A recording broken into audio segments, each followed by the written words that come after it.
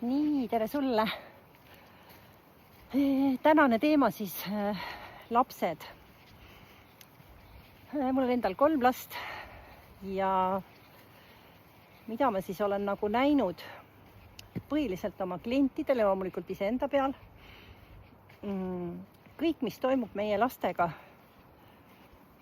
on järelkaja või siis peegeldus vanematest ja nendest inimestest, kes neid antud ajahetkel ümbritsevad. Nii et ükskõik millised need reaktsioonid nendes lastes esile tulevad, emotsionaalselt või siis muud reaktsioonid, ka haigused. Ja ma ei saa öelda, et 100% on see nii, vahel on ka mingi viiruse poiss, aga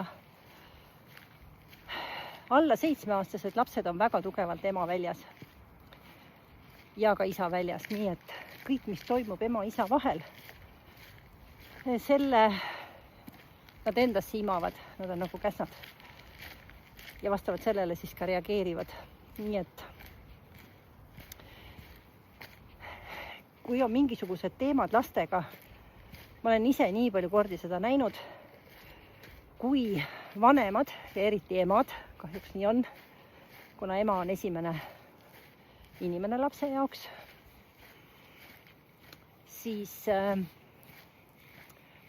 ma ei saa vähem öelda, et isad on ka üliolulised ja eriti oluline on ema ja isa vaheline suhe.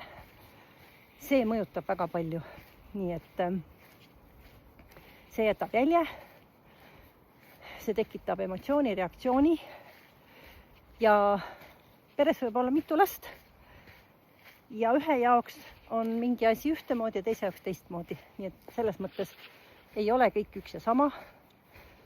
Ja nii palju, kui ma oma klientidega rääkin, siis nad öelnud ka alati, et aga õde või vend, ta näeb seda asja hoopis teistmoodi. See pilk on hoopis teine. Reaktsioon on hoopis teine.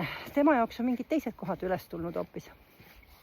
Nii et ühesõnaga uuri seda iseennast eelkõige, kui sul on laps.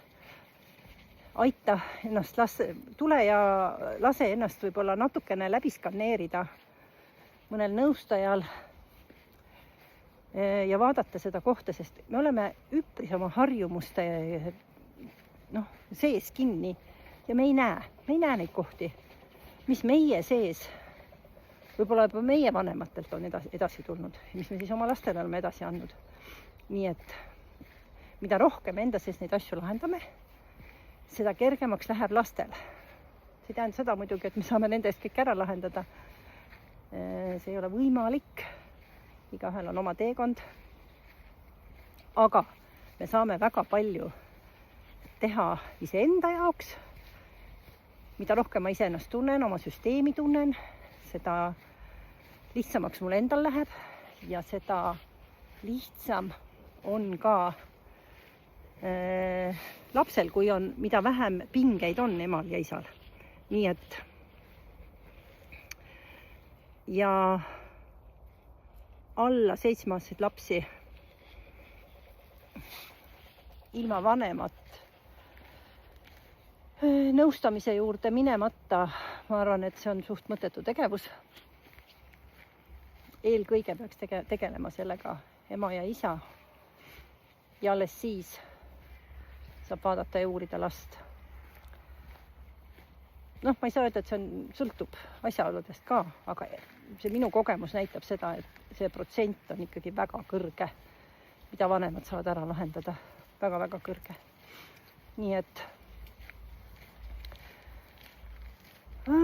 lapsed on meie peegel, see on nii äge, õpetajad ja peegel.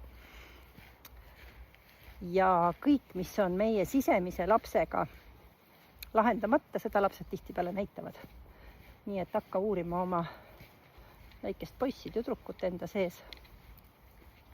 Ja sa saad palju teadlikumaks kõigest sellest, mis sinuga toimub läbi oma lapse. Nii et mõnusat teekonda sulle. Ja kui sa tunned, et tahad enda sees mingeid asju lahendada, siis mul on ka lühikoolitusi, mida sa saad koheselt endale võtta ja ükskõik mis ajal siis seda läbi teha. Ja kui sa tahad üks-ühele nõustamist, siis olen selleks ka olemas. Nii et kohtumisteni.